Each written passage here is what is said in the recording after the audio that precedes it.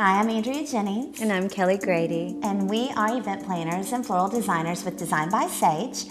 And we are here today to provide you with a brief overview of steps involved in planning a wedding. The first thing that you want to do is determine what vision you have for your special day.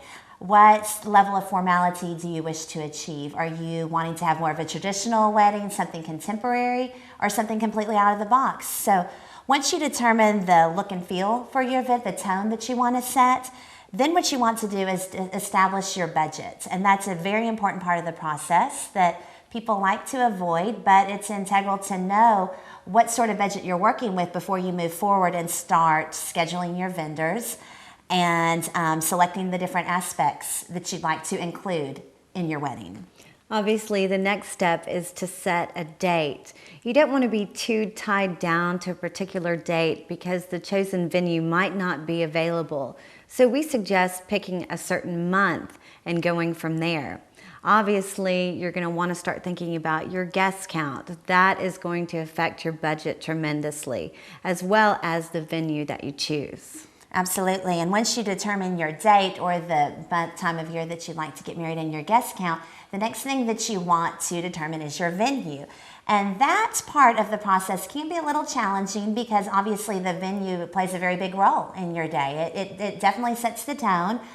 Your guest count is going to determine the venue as well. How many people can this particular site accommodate? But we suggest too, once you have it narrowed down to about 3 to 5 venues, that you go and actually visit those venues on a weekends when an event is about to take place, maybe a few hours before the event, instead of going during the week, so that you can actually see the venue set for a wedding. It looks very different than it does during the week. Absolutely. One of the first vendors that we recommend choosing is your photographer. Some of the great photographers are booked more than a year in advance. With the internet, you can do your homework easily by looking on the different websites. Also check out their blogs, and when you meet with them at their studio, ask to see the different albums that they've created for some of their past clients. Don't just choose the first person that you meet, and really try to get to know the photographer on a personal level, because that person is going to be spending the entire day with you and your wedding party and family. Absolutely, absolutely. And once you establish your photographer, the next thing that you want to do is decide on the color palette that you want to use. The different color scheme that you're going to be working with will affect the bridesmaids' dresses, which you need to order early in the process.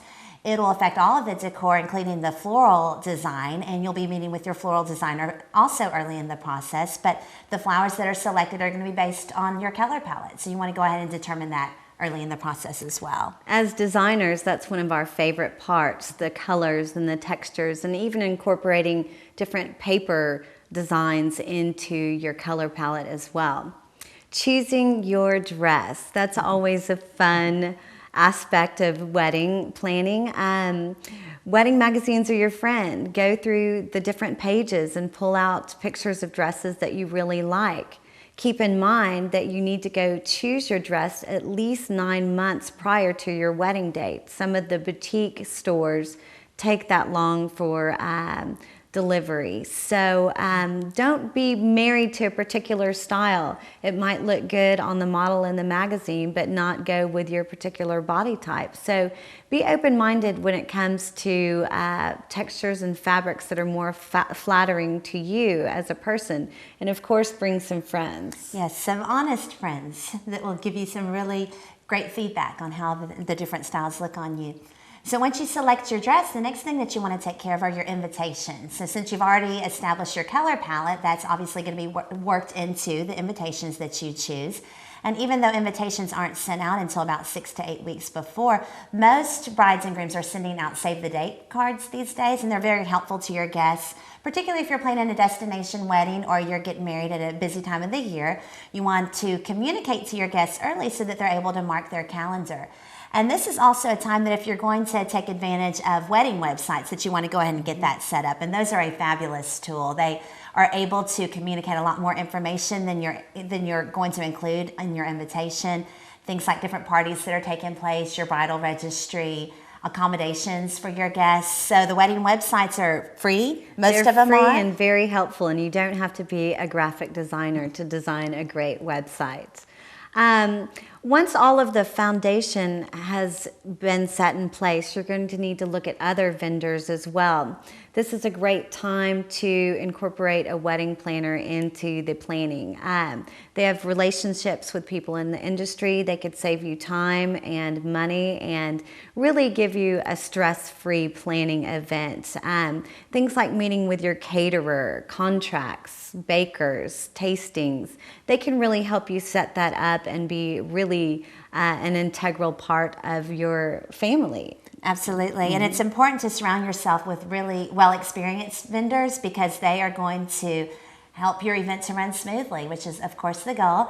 And if you choose not to utilize the services of a wedding planner, just make sure that you stay very, very organized. Keep lists, a to-do list, an ongoing to-do list, so that you're making sure that you're covering the many, many details that are involved, and that will also help with your stress level. And like Kelly said, at that point in the process, that's oftentimes when we get calls from different couples that are realizing the magnitude of the event that they're planning, and they're starting to feel stressed. And obviously the goal is to enjoy the day itself, but also the entire planning process. It's an exciting time in your life, and you want to really have fun with it. And the number of details that are involved, if you haven't planned anything like this before, can be a little bit overwhelming. And so you want to make sure that if you're not utilizing the services of someone that has experience doing such things, that you just stay really organized. And that's a way to make sure that you're able to pull it off. Absolutely. And most importantly, have fun. You're engaged to the one that you love. You're having parties. You're getting together with family and friends. So really celebrate the union of the two people and understand that this day is about you and your significant other and your family and friends, and everyone in attendance really cares about you. So have a good time at your wedding. Have a great time, and it's the best day of your life, but hopefully the first of many happy days together. So you just want to celebrate and enjoy.